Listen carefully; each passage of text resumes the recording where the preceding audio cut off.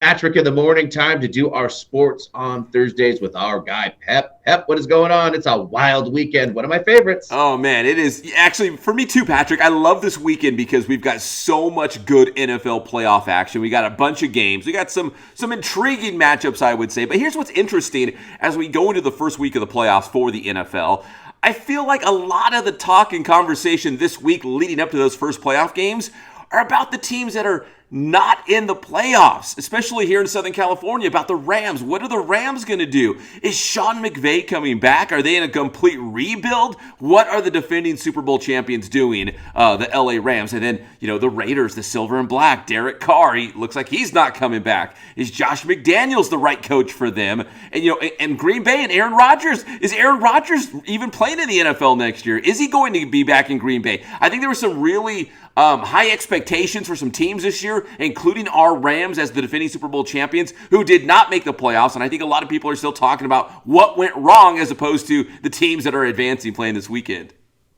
There is a lot going on off the field right now, but yeah, right here in our very own backyard, it just seems so crazy to me that this is even coming up about replacing Sean McVay or the retirement thing or any of that. From what I'm hearing, I think McVay is feeling like he's not getting enough credit for kind of turning around the culture here in LA and really obviously helping out LA and putting a product on the field that is very good. Obviously, this season didn't work out the way he thought it was going to work out, but he's like, hey, I've gone to the Super Bowl with two different quarterbacks here. I've gotten one. Let's face it, I've turned around this franchise, which has helped out the NFL. And there's rumors that he feels like he's not getting enough credit for that. So he's kind of doing this to kind of be like, hey, you want me around.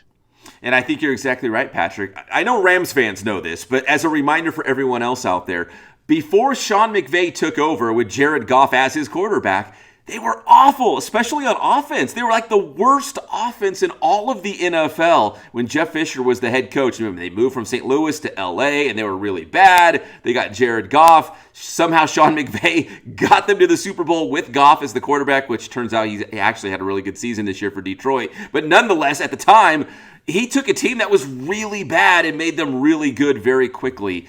And I think Rams fans know this, but I think, the rest of the NFL world, maybe they're thinking, that's all right. Anybody could have done that. But I don't know. I don't think anybody could have just got in there and done that job like Sean McVay did.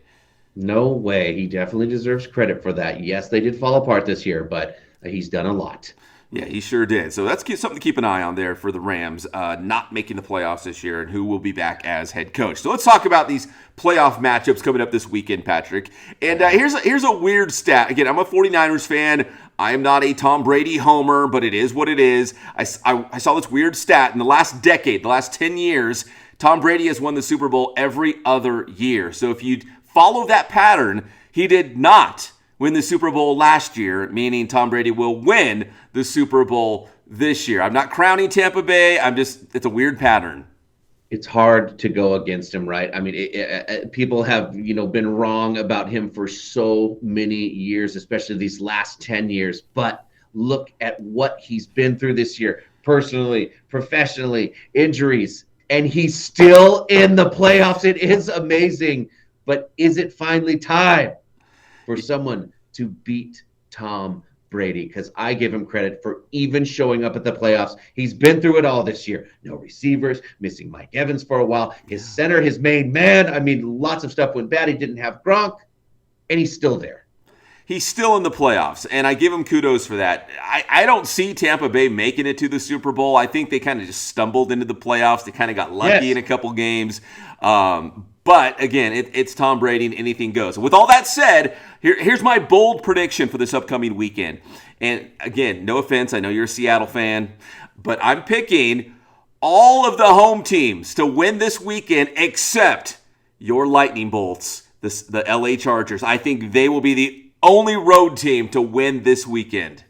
Yeah, I think that could be a good call. That'll be fun after this weekend is over to kind of see where we stand. I mean, it is the fun of Wild Card Weekend, right? They've really juiced up this weekend. They've really made it a big deal. I mean, come on, in any other playoffs, the beginning of it isn't as exciting as this.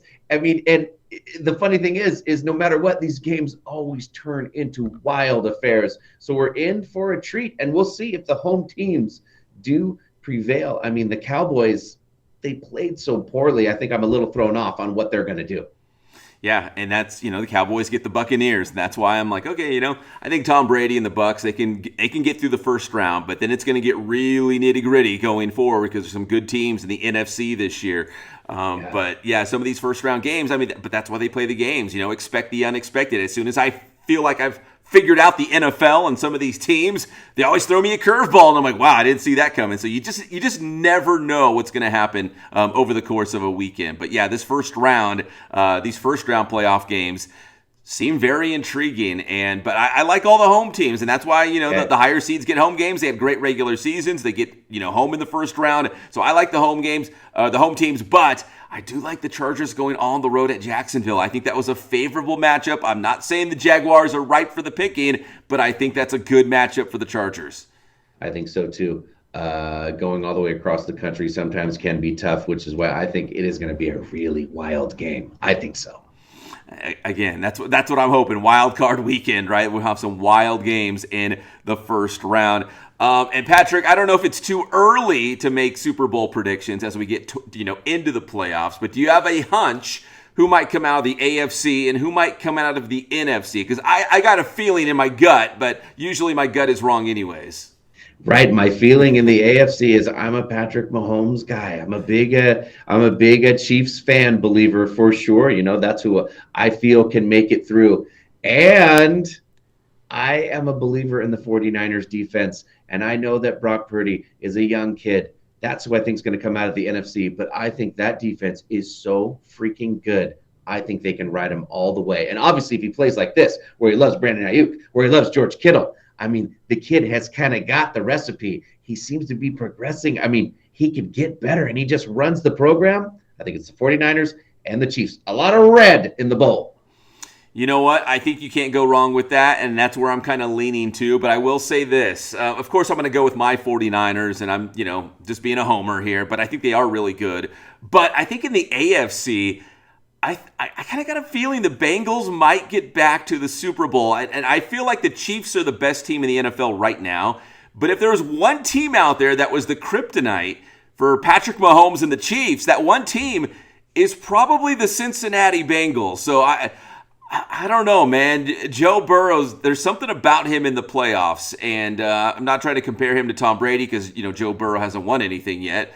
But there's just something special about him in the postseason. I'm not sure what it is. So I think if there's one team, and I know everyone likes the Bills, but I think if there's a team out there that could knock off Kansas City or be that roadblock to the Super Bowl, I feel like it might be the Bengals. It does feel like Joey B is the kryptonite to Patrick Mahomes. So we're not fully locked in yet. No. But as of right now, it looks like I'm going to pick the 49ers and the Chiefs. And Pep is leaning 49ers and the Bengals. Maybe after this weekend, we will lock in the Super Bowl picks. That's not bad because it'll be kind of fun to see what happens in the AFC. Yeah, watch 49ers and Bengals lose the opening weekend. I'm like, all right, I'm done. I'm out. Right. Then we can lock it in for sure. It'll be fun on Monday to catch up and see what happened. Right, Pep? Yeah, and hey, remember, Monday Night Football, too. The Cowboys and Buccaneers are Monday Night Football. That's a playoff game. So we got football all weekend long, including Monday, which is a holiday for Martin Luther King. Man, that is right. I'm so glad that Pep mentioned that. Because it really felt like Monday Night Football was over, and it really, in my mind, is the only thing that makes Monday great. Yeah, I know, right? It's worth looking forward to Mondays, having that big Monday Night Football game. And now it's a playoff game. You got America's team, the Cowboys. You got Tom Brady and the Bucs. It should be a great matchup. And one quick final note, Patrick, from the football world. Congrats to the Georgia Bulldogs, your national champions, winning Monday night at SoFi Stadium, hammering Texas Christian University. So, Georgia, you're back-to-back national champions. 65-7. What a shellacking. Not a good look for TCU, of course. They must have left it all on the field to beat Michigan, because how on earth did they beat that Michigan team? I think Michigan obviously would have done a lot better. Easy to say that now. I understand, but not a good look for TCU. And then the other story is basically everyone dogging Stetson Bennett for being 25. He's older than like 6 starting NFL quarterbacks. So people are just going bananas on that too. He's been at Georgia for a long time. He's got a very fun and unique story about, walking on and this and that. But yeah, he's been there a long time. And but congrats to him. He's quarterbacked them to 2 national championships. So they are the team to beat. It's not Alabama right now. It's the Georgia Bulldogs. The 25-year-old smoking his cigars, Yeah. back-to-back champion. Man, I can't wait for Monday so we can catch up on all the stuff that happened. Pep, tell me how to get your stuff. Hey, get my stuff on Inland Sports. Right now, you can find us on the Inland Sports YouTube channel. Check us out. There it is, man. Thanks.